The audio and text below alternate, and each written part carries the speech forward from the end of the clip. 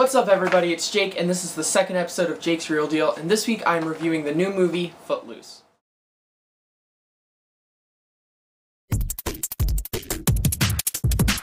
Now this modern version stars Kenny Wormald as Ren and Julianne Hough as Ariel in their quest to abolish dancing within the town limits of Beaumont. I really liked this version of Footloose. Having been in the musical myself and being a huge fan of the original, I was very excited for this, but I didn't know what was going to happen, especially with all the controversy with Zac Efron no longer being a part of it, which I was kind of disappointed about.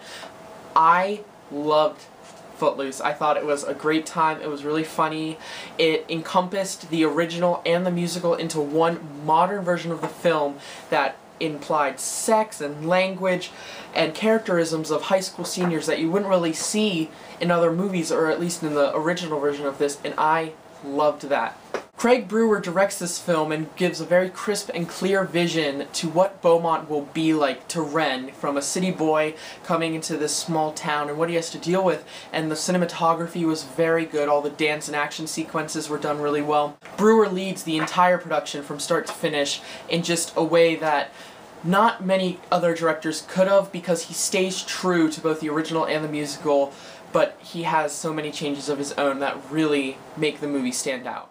Now I'm just going to warn you all, what I'm about to say is definitely indeed not a spoiler. It is just a fact known, and it is introduced in the first 3 minutes of the film. Of those changes, the most noticeable one I think would be that Ren's mother is not in this film at all. She actually dies, and what I liked about that is that created a new side to Ren's character, and that also allowed for a better story plot, and that would be that Ariel's family is not the main family.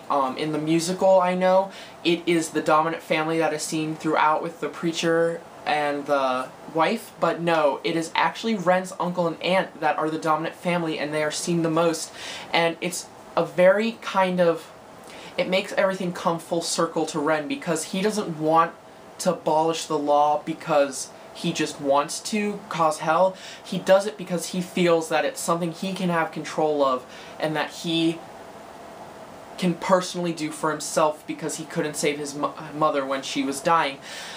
So that was, it added such a new storyline to the show, to the production, that I really think needed to be brought, and I give props to the creative team for coming up with that, because I don't know, at first glance, killing off the mom would not have been my first thing. Very worried because Kenny Wormald and Julianne Hough are actually native dancers, not actors, so there was a lot of controversy with Zac Efron leaving, who's obviously been in a number of films, and the two new leads coming on, but I think they did an excellent job, and one of the reasons was there was a good amount of dancing, but it didn't overdo it, and there also wasn't any singing, which was great, and that was also really cool, because there were all the original songs from the musical in the background a lot of the time, and I kind of noticed that and laughed because it overlays and it is not in it, so that was a really cool addition that they made to the movie.